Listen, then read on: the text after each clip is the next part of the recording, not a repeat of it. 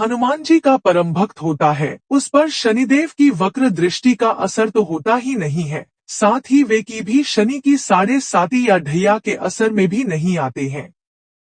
पौराणिक मान्यता अनुसार एक बार शनिदेव हनुमान जी के पास आते हैं और कहते हैं कि मैं आपको सावधान करने आया हूँ कि कृष्ण लीला के समापन के बाद कलयुग का प्रारंभ हो चुका है। इस कलयुग में देवता धरती पर नहीं रह सकते, क्योंकि जो भी धरती पर है उस पर मेरी 7.5 का असर होगा। इसलिए आप पर भी इसका प्रभाव प्रारंभ होने वाला है।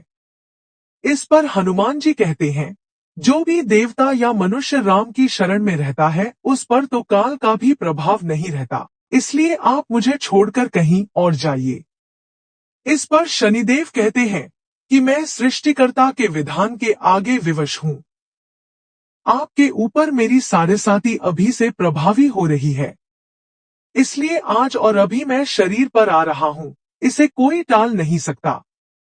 तब हनुमान जी कहते हैं, ठीक है आ जाइए, परंतु ये बताइए कि मेरे शरीर पर कहाँ आ रहे हैं। तो इस पर शनिदेव बड़े गर्व से कहते हैं कि 2.5 साल आपके सिर पर बैठकर आपकी बुद्धि को विचलित करूंगा, अगले 2.5 साल पेट में रहकर आपके शरीर को अस्वस्थ करूंगा और अंतिम 2.5 साल पैर पर रहकर आपको भटकाता रहूंगा। इतना कहकर शनिदेव हनुमान जी के माथे पर बैठ गए। माथे पर बैठते ही हनुमान जी को खुजली आई तो उन्होंने एक पर्वत उठाकर अपने माथे पर रख लिया। तब उस पर्वत से दबकर घबराकर शनिदेव बोले कि ये क्या कर रहे हो आप। यह सुनकर हनुमान जी ने कहा कि आप अपना काम कीजिए, मुझे मेरा काम करने दीजिए।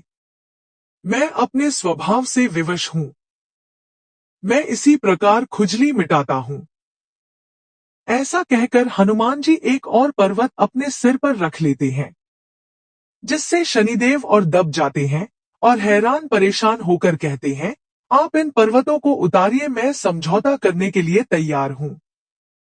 हनुमान जी कुछ नहीं सुनते हैं और तीसरा बड़ा पर्वत उठाकर अपने सिर पर रख देते हैं। इस बोझ से शनिदेव चिल्लाने लगते हैं और कहते हैं, मुझे छोड़ दो, मैं आपके कभी नजदीक भी नहीं आऊंगा। लेकिन फिर भी हनुमान जी उनकी पुकार को सुना अनसुना करके चौथा पर्वत रख देते हैं। तब शनिदेव त्राहिमाम त्राहिमाम करते हुए हनुमान जी से प्रार्थना करते हैं, मैं आप तो क्या आपके भक्तों के भी समीप कभी नहीं आऊंगा, कृपया कर मुझे छोड़ दें। यह सुनकर हनुमान जी शनिदेव को पीड़ा से मुक्त कर देते हैं।